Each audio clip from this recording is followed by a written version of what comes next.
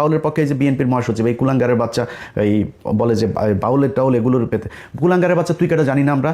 তুই সারা জীবন তোর মেয়ে একটা আছে, ঘর জামাই আরেকটা আছে, দুইটা অস্ট্রেলিয়াতে রেখে তোর টাকা পয়সা সব পাচার করছিস। ওই আওয়ামী লীগের সময় পর্যন্ত তুই টাকা পাচার করছিস অস্ট্রেলিয়াতে তোর মেয়ের কাছে। তোর মেয়ে এখন দেশে আসে রাজনীতি করে। এতদিন কইছিলি বাংলাদেশে মানুষ জীবন দেয়, তুই অস্ট্রেলিয়াতে বসে তারপর তোর অবদানটা কি আমার বল? হাসিনার বিরুদ্ধে অবদানটা কি তোর? ও মেয়েরে দেখছে নাকি ওর ভাইরে দেখছে? ওবায়দুল কাদের আর এই সরি মির্জা ফখরুল আর ভাই আরেকটা আছে ফয়সাল, এই দুইটার চাঁদাবাজিতে ওই এলাকার মানুষ এখন ঘরে থাকা দায়। ও কয়েকদিন 2 দিন আগে লিখছে যে ওর নাকি বাড়িঘর কমেছে রাজনীতি করতে গিয়ে। তোর বাড়িঘর কমে? তোর বাড়িঘর তো সব অস্ট্রেলিয়ার থেকে ছাড়া। ওরা এসে এখন এই মুক্তিযুদ্ধ নিয়ে বাউল দেখবেন এই এদের সবার এগুলি সব এক জায়গায় হয়ে যাবে দেখবেন। বাউলের ক্ষেত্রে ওরা এক জায়গায় হবে। আর ওরা আমার আল্লাহরে নিয়ে যেই কথা বলেছে, তুই কিসের বালের বাউল? কোন জায়গার বাউল আসছিস তুই এখানে করতে? ওরা এই মুক্তিযুদ্ধকে নিয়ে ইসলামকে আলাদা করেছে, দাড়ি টুপিওয়ালা লোকজনকে বানিয়েছে রাজাকার, এরা হচ্ছে গিয়া দেশ বিরোধী। এটা বানিয়েছে ভারতের যেই ন্যারেটিভ সেটা এখানে প্রতিষ্ঠিত।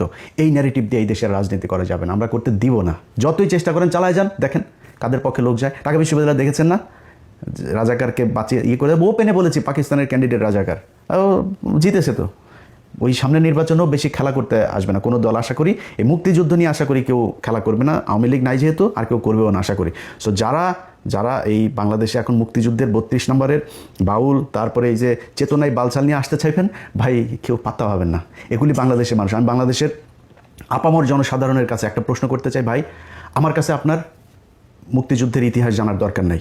বা আপনারে সিম্পল একটা কোশ্চেন করি, আপনি আপনার গ্রামে, আপনার থানায়, আপনার উপজেলায়, আপনার জেলায় গিয়ে খোঁজ নেবেন যে ভাই কতজন কার মাকে পাকিস্তানিরা লাগিয়ে গিয়েছে, আমার একটু জানায়েন ভাই প্লিজ। আমি যদি জানি যে হ্যাঁ পাকিস্তানের একজন তাকে ধর্ষণ করেছে, আমি একটু শুনতে চাই। একজন মানুষকে আমি পাইতে চাই যে এই মানুষটা কিনা করেছে।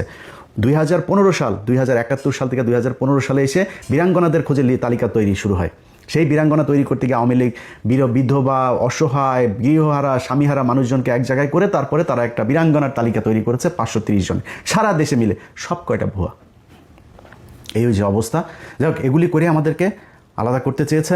আমরা এখন গার্মেন্টস শিল্প আর আমাদের শ্রমিক শিল্প, এই যে প্রবাসে যে যারা স্বামী স্ত্রীকে ছাড়া থাকে 20 বছর 15 বছর, মা থেকে ছাড়া, সন্তানকে ছাড়া, বাবাকে ছাড়া মানবেতর জীবনযাপন করে, এরা বালের বীরের জাতি। দোচে তোদেরকে কেউ সারা দুনিয়ায়। তুই বাল জাতি 71 থেকে এই পর্যন্ত কি বালটা ফেলাইছিস? কেউ করে পাকিস্তান না খেয়ে থাকে, পাকিস্তান করে যা দেখিস। আমরা তো এনে থাকি পৃথিবীর সবচাইতে রেইনবো জাতির সাথে আমরা থাকি। এখানে আমরা জানি যে একটা বাঙালি এক জায়গায় গেলে তার কি, আর একটা পাকিস্তানি গেলে তার মিডিল ইস্টে আমার বাংলাদেশের সবচেয়ে বেশি মানুষ থাকে। জিজ্ঞেস করি যায় যে একটা পাকিস্তানি একটা লোক সৌদিয়ানের কাছে কি, আর একটা বাংলাদেশের মানুষ কি। কুত্তার মতো দাম দেন আমাদেরকে তোদের মতো বাঞ্চত মার্কা রাজনীতিবিদদের জন্য। আমরা আজকে এই কুত্তার জাতি হিসাবে সারা দুনিয়ার মধ্যে কিচ্ছু নাই, আমার কিচ্ছু নাই। এক পোশাক শ্রমিক বানায় মহিলাদেরকে এখানে ন্যাংটা করে কাজ করানো হচ্ছে, না আছে কোনো না আছে তাদের নিরাপত্তা, না শারীরিক নিরাপত্তা, মানসিক, আর্থিক, সামাজিক কোনো নিরাপত্তা নাই। রাস্তায় নামায় দেওয়া হয়েছে, এর নাম তাদের চেতনা। বাউলগিরি করে যে শালারা করে, ওই যে আমাদের চুয়াডাঙ্গার মেয়ে, আমাদের চুয়াডাঙ্গার সরোজগঞ্জের মেয়ে সালমা, সে বলেছে যে এগুলির ব্যাপারে খুব শান্টিং দিয়েছে। কয়েকজন বাউল নারী বলেছে এরা বেডে না গেলে এরা প্রোগ্রামে তাদেরকে অ্যাটেন্ড করতে দেয় না। সো খেলাধুলা ভাই সব একই জিনিস। ওই যে সবশেষ আপনাদেরকে একটা জিনিস শোনাই। গোপালগঞ্জে গিয়েছিল আমাদের একজন হেলেনা নামে এক চার দোকানদারকে আপনার বীরাঙ্গনা বানানো হয়েছে। সেই বীরাঙ্গনাকে আপনার গোপালগঞ্জের আওয়ামী লীগের নেতারা ঢাকা এনে কি করে তারপরে তাকে বীরাঙ্গনার তালিকায় নাম ঢুকিয়েছে, তার কাছ থেকে শুনেন। হেলেনা ওই যে মুক্তিযোদ্ধার চার দোকানদার যে মহিলা, ও কি বীরাঙ্গনা নাকি? 71 সালে জন্ম হয়নি। ওরে বানাই রাখছে যে কয়জন নেতারা ওরে ঢাকা নিয়ে খেলাই টেলাইয়া ওই করছে, বানাইছে নেতারা এরকম মরছে ঢাকা নিয়ে। আরে ও তো আইডি কার্ড দিয়ে হয়েছে জন্ম স্বাধীনই করে পয়সা তুই যাওয়া আমাকে লাভ নাই, খালি আমরা একটা করে দেওয়ানে অফিসে উল্টোই ফেলাই দেয়। তা ওনাকে কোনো হাত নাই, অরিজিনাল মুক্তিযোদ্ধাকে কোনো ইয়ে নাই। আসলে ওই যে মহিলার কথা বলেন ওটা আমি আগে পরে চিনি না। মানে 71-এ যে যুদ্ধ নিয়ে আমাদেরকে যা দেখাইলেন, আমরা এক ব্যাপক এক উত্তেজনাশীল চেতনাধারী এক জাতিতে পরিণত হইলাম। সেই জাতিকে আপনি বুঝাইলেন 2 লাখ মানুষকে এই করার। তো আমরা প্রথমে গেলাম মন্ত্রণালয়ে একটু খোঁজ নিতে, যে মন্ত্রণালয় তো নিশ্চয়ই সেই 2 লাখের না থাকে, 1 লাখের তো থাকবে না, 50,000, 5,000, 1,000 তো থাকার কথা। মন্ত্রণালয়ের কাছে তালিকায় নাম আছে মাত্র 530 জন। কোনো সমস্যা নেই ভাই, 530 জনও ইটস হিউজ। আমি এটাও যদি 530 জন যদি ধর্ষণের শিকার হয়ে থাকে, আমি সেটার বিচার চাই, সেটাকে আমি ব্যাপক ন্যাক্কারজনক হিসাবে দেখতে চাই। এই 513 জনের মধ্যে 30 জনের মধ্যে আমি গেলাম আমরা অনুসন্ধান করতে। এর মধ্যে ঢাকা বিভাগটা দিয়ে আমরা শুরু করলাম। তো মন্ত্রণালয়ের হিসাব অনুযায়ী ঢাকা বিভাগে ধর্ষিত হয়েছেন হলো 69 জন। এই 69 জনের পেছনে খোঁজ নিতে গিয়া ভাই যা দেখলাম, আইরে ভাই পাকিস্তানের মিলিটারিরা এত ধর্ষণ করে গেল। এই 69 জনের মধ্যে কারোর গ্রামই নাই, একটা মানুষের নাম দেওয়া হয়েছে এই ঢাকার কেরানীগঞ্জে, গ্রাম নাম দেওয়া হয়েছে, সেই গ্রাম বলে কোনো গ্রামই নাই, কেউ মানুষ নাই, সেই নামের কোনো মানুষ ওই এলাকায় নাই। একজন আছে ফাতেমা বিবি, ফাতেমা বিবি একাই 300-400 মিলিটারিকে সে এক বিস্ফোরণ বানিয়েছেন। তিনি বিস্ফোরণ বানিয়ে বলে মরিচের গুঁড়া টুড়া, হলুদের গুঁড়া, ঝাল মশলা দিয়ে মাখায় টাকা তিনি এক বিস্ফোরণ বানিয়েছিলেন। সেই বিস্ফোরণ দিয়ে তারপরে পাকিস্তানের 400-500 মানুষকে মেরেছেন। 14-13 জনের আপনার এই গোপনাঙ্গ কেটেছেন পাকিস্তানি মিলিটারিদের। গোপনাঙ্গ কেটে ওর সেটা ওর এই এর মধ্যে আপনার উঠানের মধ্যে ওনাকে শুটকি বানাতে দিয়েছিল সেই গোপনাঙ্গ দিয়ে।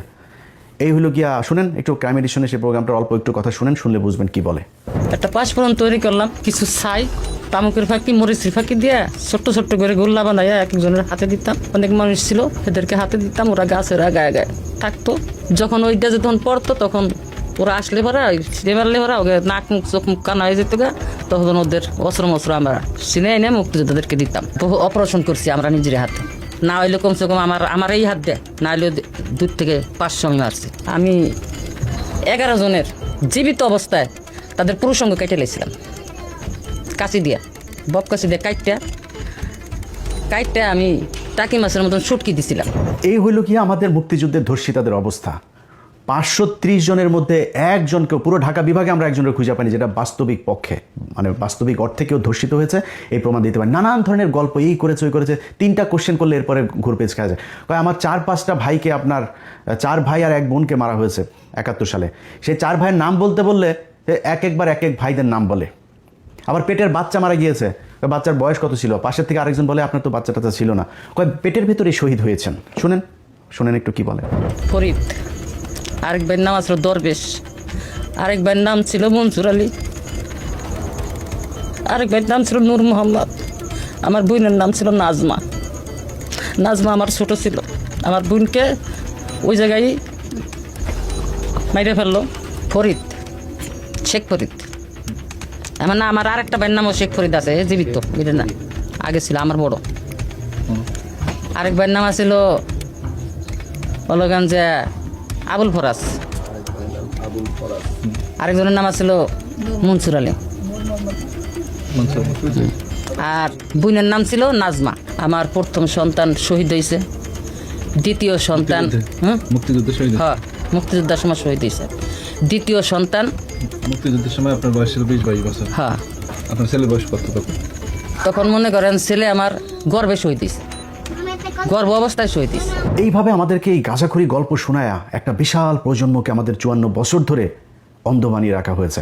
আমরা আসলে যদি মুক্তিযুদ্ধের সময় কোনো মানুষ মারা গিয়েছে কিনা, কেউ রেপ হয়েছে কিনা, কতজন হয়েছে, আমরা এটা জানতে চাই, আমরা শুনতে চাই, এটা জানুক এই জাতি। কেউ জানে নাই। মুজিব এই শালায় ওর এক কমিশন গঠন করেছিল, আচ্ছা খোঁজ নে তো দেখ কয়জন মারা গিয়েছিল। সারা দেশে মিলা ওরা এই মুক্তিযুদ্ধের সময় নিহত মানুষ পেয়েছিল হইল 33 জন। এই 33 জন পাওয়ার পরে আর খুঁজে পায় না, কয় তাহলে বাদ দে, এটা নিয়ে আর আলাপ দরকার নাই। এরপরে আর কেউ সেই আলাপে যায়নি, সবাই এটা নিয়ে রাজনীতি করেছে। ভাই 530 জন যদি ধর্ষিত হয়ে থাকে, এটা আমি মনে করি যে ব্যাপক মানবতা বিরোধী অপরাধ। এটার সাথে যে যে জড়িত ছিল মারা তো যাইতে হবে। এক একটা 68,000 গ্রাম দিয়ে যদি আপনি 2 লাখের ভাগ করেন 2.90, প্রায় 3 জন করে পড়ে। এই 3 জন করে আপনার গ্রামে আছে, আপনার জেলায় আছে, আপনার বিভাগে আছে। কারোর কাছে শুনেছেন যে কারোর বিভাগে আছে? কেউ বলতে পারবেন যে কার মা বোন রে, আওয়ামী লীগের কারোর মা বোন রে যদি নাকি পাকিস্তানিরা লাগায় যায়, তোরা তালিকাটা আমার কাছে দিস, আমরা খোঁজ খবর নিব, নিয়ে তারপর দেখবো তোর মা বোনদের ভ্যাজাইনাল চেক আপ করায় তারপরে নিয়ে আসবো না, দেখবো না কী হয়। এটা করে কি করা হয়েছে, পাকিস্তানিদের সাথে আমাদের একটা বিরাট দূরত্ব তৈরি করা হয়েছে। এই দূরত্ব তৈরি করেই তারপরে এই যে শালারা যে বলে যে মুক্তিযুদ্ধ, মুক্তিযুদ্ধতেই 16 ডিসেম্বরে যে কদিন পরে বাল দিবস আসতেছে, একটা বিজয় দিবস, বালের মুক্তি বিজয় দিবসে ভারতীয়রা পাকিস্তানিদের কাছ থেকে দেশ লেখা নিল। একটা সেক্টর কমান্ডার থাকতে পারেনি একজন। এই যে ছবিটা, এই যে সাইন করার যে ছবিটা, একজন বাংলাদেশি আছে, সব ইন্ডিয়ানরা। তা আমার কিসের বিজয় দিবস? এরপরে ইন্ডিয়ান মিলিটারিরা এই এসে আমাদের দেশের সব কল কারখানা যা যা আছে সব কিছু নিয়ে গেল। আজকে আমরা বলি না যে আমাদেরকে ব্যাপকভাবে বঞ্চিত করা হয়েছে, উনি পশ্চিম পাকিস্তান পূর্ব পাকিস্তান থেকে সব নিয়ে যেত, পূর্ব পাকিস্তানে কিচ্ছু করা হয় নাই। ভাই ইতিহাস যা গিয়েছে সব বাদ দেন, কয়জন ধর্ষণ হয়েছে বাদ দেন, মুক্তিযোদ্ধা কয়জন ছিল আর নিহত কয়জন হয়েছে সব বাদ দেন, ওগুলি পাস্ট। আপনি বর্তমান নিয়ে করতে চান, আপনি দেখবেন যে পাকিস্তানের এই যখন কিনা আমাদের 1971 আগ পর্যন্ত যখন একসাথে ছিলাম, তখন পর্যন্ত আমাদের দেশে কী কী মিল কলকারখানা কী কী হয়েছে, হসপিটাল স্কুল কলেজ যা যা হয়েছে, এটা তো এখন আছে, তাই না? আমরা গুগলে সার্চ দিলে পাবো না? আচ্ছা ভাই, আপনি কি জানেন যে এই যে কারা করেছে জানেন? এই যে বঙ্গবন্ধু শেখ মুজিব মেডিকেল কলেজ 1965 সালে এটা করা, সেখান থেকে এসে তারপরে আপনার এটার নাম দিয়েছে 1998 সালে এটা নাম পরিবর্তন করে তারপরে আওয়ামী লীগ এটা করেছে।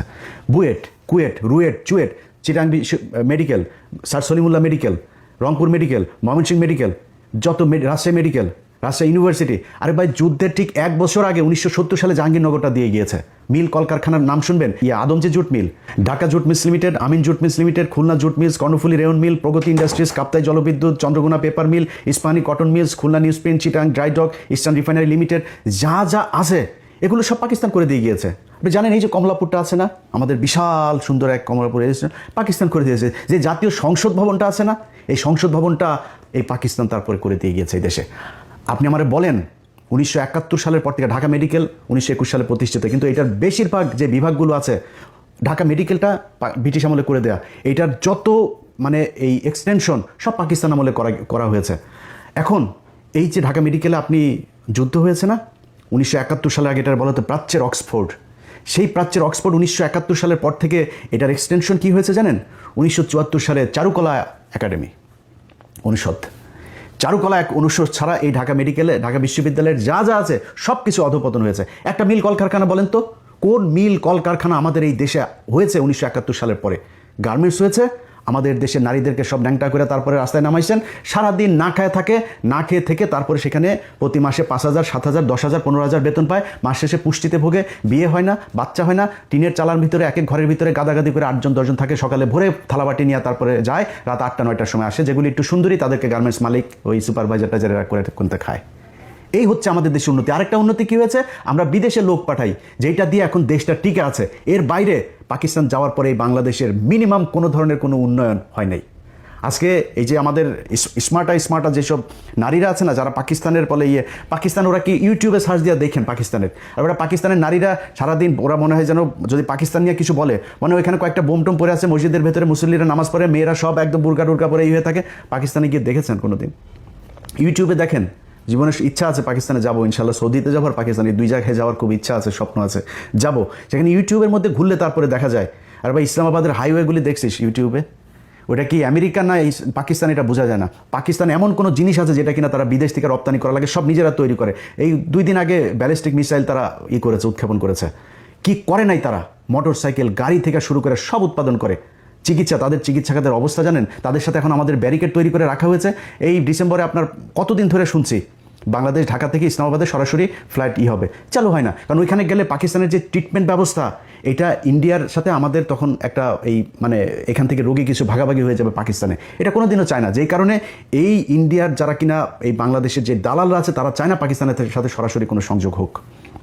পাকিস্তানি কাপড় চোপড়, পাকিস্তানি পোশাক, পাকিস্তানি, আরে ভাই তোরা যে মানে এই মডেল হবি, আমরা মডেল পেয়েছি পুরিমণি, আমরা মডেল পেয়েছি নীরা ইসরাফিল, এই হলো মডেল। পাকিস্তানের মডেল দেখছি ভাই, মডেলও যদি সুন্দরীও দেখতে চাই, এই যে আমাদেরকে যে মানে বঞ্চিত করা হয়েছে, বঞ্চিত আগে করা হয়নি, এখন করা হয়েছে। বাংলাদেশের ফকিন্নির বাচ্চারা তোদের মতো মডেল দেখে তো আমাদের এই ফেসবুকে আমাদের সময় নষ্ট করতে না। আমরা মডেল দেখতে পারতাম পাকিস্তানি মডেল, ওইটা হয়তো আমাদের মডেল। দেখছিস ওদের কোন দিক থেকে যাবি পাকিস্তানের সাথে বল? তো এখন আমাদের সব দিক থেকে বঞ্চিত করে ওরা পাকিস্তানের সাথে এই গ্যাঞ্জাম বাধাইতে এগুলো করেছে। ভাই পাকিস্তানের সাথে আমরা আলাদা হয়েছি, সারা পৃথিবী যদি চেষ্টা করে পাকিস্তানের সাথে বাংলাদেশ কোনোদিন আলাদা হবে না, মানে এই এক হবে না।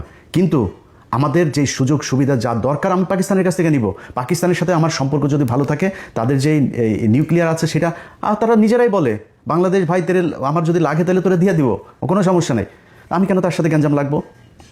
আমার যতটুকু দরকার আমি ততটুকু সম্পর্ক তার সাথে ভালো রাখবো। এখন এগুলো করতে দেওয়া যাবে না। এই যে এখন মাঝে মধ্যে দেখে না 32 নম্বরকে বাঁচানোর জন্য তারপরে কিছু যোদ্ধা রাস্তায় নেমেছে। 32 নম্বরে কী বাল রে? এই 32 নম্বর হলো এই শেখ মুজিব 45,000 মানুষকে মেরেছে। এই 32 নম্বর তো সেই জায়গা। এই 32 নম্বরে বসে বসে 15,000 জাসদের নেতাকর্মীকে হত্যা করা হয়েছে। এখানে বসে এই সিরাজ শিকদারকে ক্রসফায়ারের নির্দেশ দেওয়া হয়েছে। এখানে বসে 74 সালে 27 লক্ষ মানুষকে হত্যা করা হয়েছে এই না খাইয়ে রেখে। এটা তো সেই জায়গা। এখানে থেকে সবশেষ আওয়ামী লীগ সব গণতান্ত্রিক দল টল যা আছে সব বাদ দিয়ে বাকশাল প্রতিষ্ঠা করে গিয়েছে এই শেখ মুজিব এই ঘরে বসা। এটা কিসের তরিয়ে? আর এরা সব নাচানাচিতে আছে। আরে বাবা 32 নম্বর এখনো বলছি না বাঁচাইতে, 32 নম্বর আছে কিছু তোর? 32 নম্বরে যা কিছু আছে ওই জায়গায়। এবার এই দিন যেটা হয়েছে এটা তো আমরা ভেলকি দেখিয়েছি, এইটা নিয়ে সবাই ব্যস্ত রাখবো, দিক থেকে রায় হয়ে যাবে। তোরা সারা দেশে কিসের ভেলকি দেখাবি? ভেলকি 32 নম্বরে কেন্দ্র করে তারপরে হয়েছে। সো এত উত্তেজনার কিছু নাই।